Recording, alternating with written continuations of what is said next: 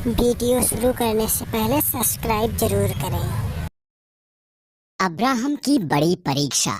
परमेश्वर ने अब्राहम से एक पुत्र का और पुत्र से बहुत सी संतान का वादा किया जो सारे संसार के लिए आशीष होंगे।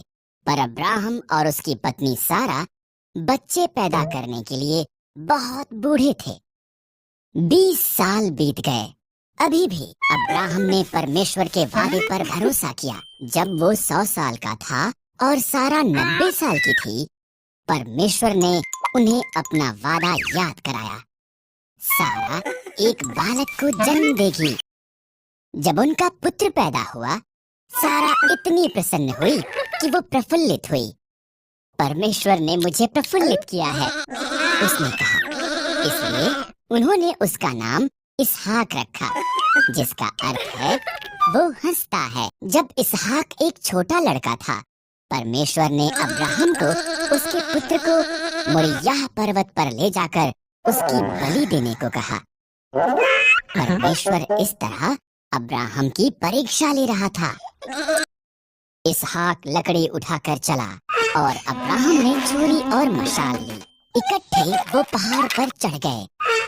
बलिदान के लिए मेमना कहाँ पर है? इसहाक ने पूछा। परमेश्वर इसका प्रबंध करेगा, अब्राहम ने जवाब दिया। अब्राहम ने वेदी पर लकड़ियां रखीं, इसहाक को बांधा और उसको लकड़ियों पर रख दिया। जैसे ही उसने इसहाक को मारने के लिए छुरी उठाई, एक स्वर्गदूत ने उसको नाम लेकर आवाज लगाई, अब्राहम, लड़के को मत मार। स्वर्गदूत ने कहा, परमेश्वर जानता है कि तू उसके वादे पर भरोसा करता है। उधर झाड़ियों में देख, एक मेंढा अपने सींगों से झाड़ियों में फंसा हुआ है। इसके बदले उसे बलिदान कर। इस तरह अब्राहम ने उसके पुत्र की बजाय मेढ़े को बलिदान किया। उसने उस स्थान को यहोवा यिरे, परमेश्वर प्रबंध करेगा रखा, क्योंकि परमेश्वर ने बलिदान का प्रबंध किया था। ठीक जैसा कि परमेश्वर ने कहा था, उसका वादा सच्चा हुआ। स्वप्न देखने वाला। याकूब के 12 पुत्र थे, पर वो अपने पुत्र यूसुफ को सबसे ज्यादा प्रेम करता था। उसने यूसुफ को एक विशेष चमकीले रंग का अंगरखा दिया।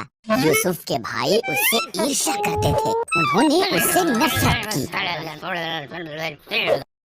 यूसुफ ने विशेष स्वप्न भी देखे। मेरे स्वप्न में हम खेत में पूले बांध रहे थे, उसने कहा, और तुम्हारे पूलों ने मेरे पूले को दंडवत किया। यूसुफ के भाइयों ने उससे और भी ज्यादा नफरत की। यूसुफ ने एक और स्वप्न देखा। सूर्य, चंद्रमा और 11 तारे मुझे दंडवत कर रहे थे। उसके पिता और उसके भाई कुड़कुड़ाए, क्या तू ये कह रहा है कि तू हम पर राज्य करेगा? एक दिन यूसुफ के भाई खेतों में उनके भेड़ों की निगरानी कर रहे थे। उन्होंने उसे उनकी तरफ आते हुए देखा। उन्होंने उसे मार देने और उसके सपनों का अंत करने की योजना बनाई। हमारे भाई को मार देना गलत होगा, रूबेन ने कहा। आओ हम उसे खाली गड्ढे में डाल देते हैं। इसलिए उन्होंने यूसुफ का विशेष अंगरखा फाड़ दिया और उसे गड्ढे में फेंक दिया। इश्माइली व्यापारी मिस्र की तरफ उनके मार्ग से गुजरे।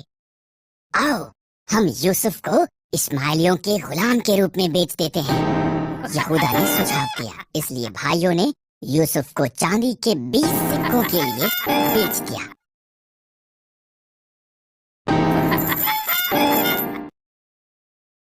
भाइयों ने यूसुफ के अंगरखे को बकरे के लहू में डुबोया और इसे याकूब को दिखाया। मेरा पुत्र मर गया है, वो रोया। इसी दौरान यूसुफ को मिस्र में ले जाया गया, लेकिन परमेश्वर यूसुफ के साथ था। मिस्र में इस्माइलियों ने यूसुफ को पोतीपर के पास बेच दिया, जो फिरौन का हाकिम था। परमेश्वर ने यूसुफ को आशीष दी और उसे सफल बनाया। पोतीपर ने यूसुफ को अपने पूरे घराने का अधिकारी